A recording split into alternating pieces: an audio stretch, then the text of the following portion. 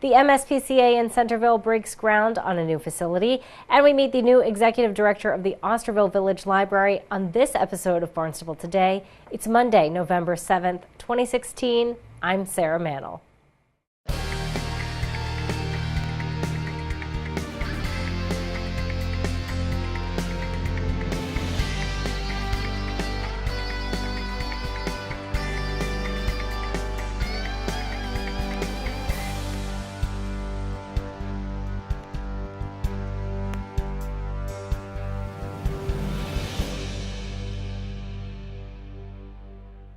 The MSPCA in Centerville celebrates breaking ground on its new facility. Director Mary Sarah Fairweather says the new center will allow them to expand their programs. But in our new shelter, we're going to be able to do so much more than just providing shelter for our animals.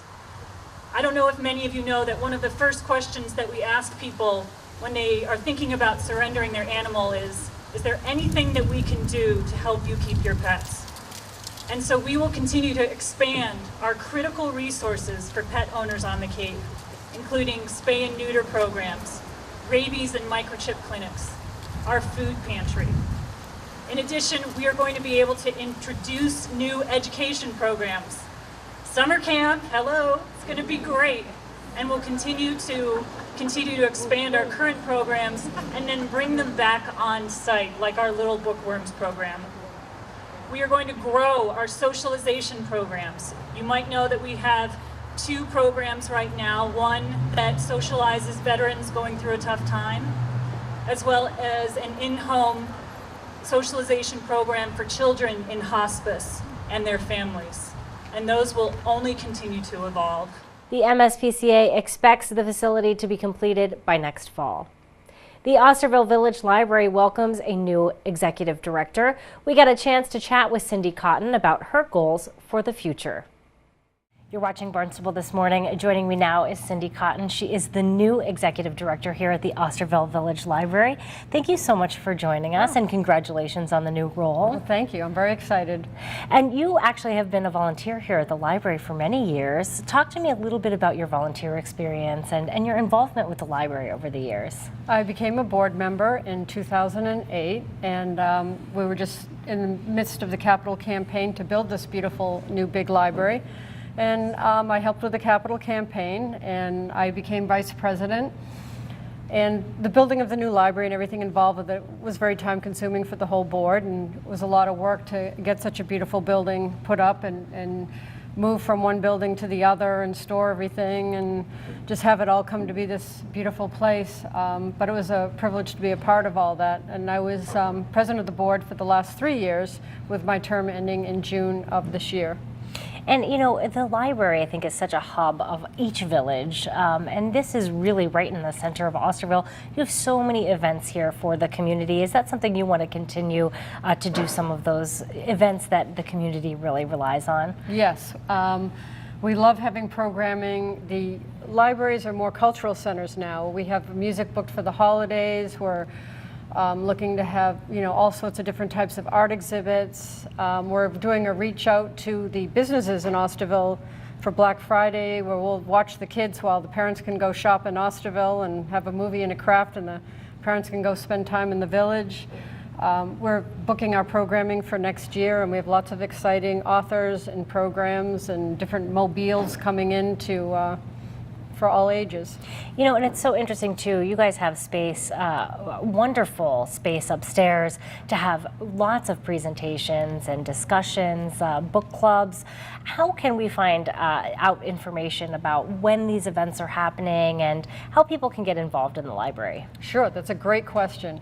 The Osterville Village Library.org website is one place. We also have a Facebook page, which is very active, that you could get the up-to-the-minute info. There's also a CLAMS app for people that like to use apps that we load our calendar onto that you can bring up. You can always call the library, and we also have a newsletter that'll print out all the events. So whichever media that you're most comfortable with, we have a way to reach you. Wow, all angles, I guess. That's have to these days. Yeah, that's right, getting out there on all fronts. You know, what is the thing, has anything surprised you since you've started working here at the library? about the library? Did anything surprise you? That surprised me just as much as it warms my heart is how much this village loves its library and values its importance to have it be a part of the village and want to help it. We're just so lucky to work with Cape Cod Academy, the Rotary Club, Armstrong Kelly Park, the Historical Society, 3 Bays. We have a really phenomenal community that we all work together to support each other, which I think is fabulous. Yeah, very important. And like you said, libraries are these cultural centers Yes. where you really can build community, you can meet your neighbors, Yep. you can interact and enjoy. And so many events coordinate with Osterville, the village and the village association. So really need to see that working together. Is there any goal, are there any goals that you have for the library as you begin your tenure here? Yes. One of my main jobs is fundraising because that's a very important part of the library. We always have to raise like 60% of our money every year. So that's a very important function I have. We still have some naming opportunities. I'd like to see those be named and help build up the endowment. We want to make things a more social area. We're looking at redesigning this area to make this more of a social area and like a bookstore type atmosphere.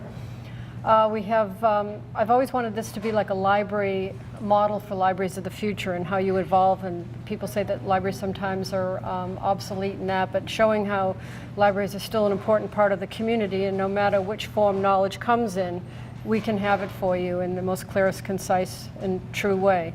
Yeah, and you have an excellent teen room as well downstairs. Does that get a lot of use? Yes, it does. It was named for Lyndon LaRusso, and they very generously donated that beautiful room. It's used a lot for tutoring. There's a lot of kids come in with their uniforms after school and they're down there studying, and we're very lucky, and we're looking to expand that and let it's hard to get kids in that age group to use the library, but there's one thing they all have in common is homework.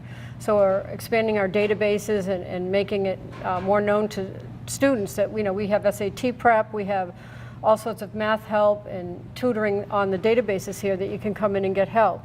Plus there's a lot of grandparents raising children now that they don't understand the math past 6th grade. So there's a lot of help with our databases here to parents and guardians to learn and help their kids. Yeah, it's thrive. so tough. I think so many times I sit down, my kids come to me with math help, and I'm like, you're not getting any help from me. I have no idea what you're doing right now. Get your library card out and go to one of the databases. Exactly. I had no idea that was here, that you offered that service. So we have nursing databases and all sorts of things for information and health and wellness and ancestry, and it's like a candy store of knowledge here. There's everything you could possibly want, all wrapped into a beautiful package.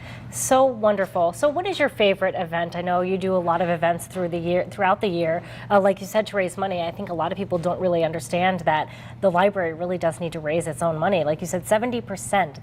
That's a hefty task for you every year. What are your favorite events to raise money? Well, my personal favorite is Mutts and Martinis because we are the only dog-friendly library. We have many dogs that come in during the day with their owners and beg at the front for treats, and we do a cocktail party out on the beautiful lawn. We have Muddy Paws do agility training. We have other groups come in and people have cocktails and meet other people with dogs, and it's a wonderful fundraiser in the summer. We have the car raffle, which has been a huge success with the Mercedes. We do a great golf event in the spring, which sells out every year, that we have at the Wiano Club. And we're always looking to do new events. We are celebrating our 135th anniversary this year, so we're going to do a celebration and promotion around that because we're having a book and a video produced in honor of that. Wonderful. So exciting. So many things happening at the library.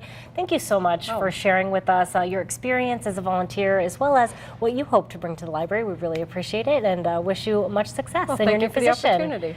And of course, our guest this morning was Cindy Cotton. She is the new executive director here at the Osterville Village Library. For Barnstable This Morning, I'm Sarah Mantle. Well, be sure to tune in to our hour-long news program, Barnstable This Morning, weekdays at 8 a.m. On tomorrow's show, we will chat with Police Chief Paul McDonald. We'll have our board, committee, and commission roundup. Plus, we'll have all the news and information you need. For Barnstable Today, I'm Sarah Mantle.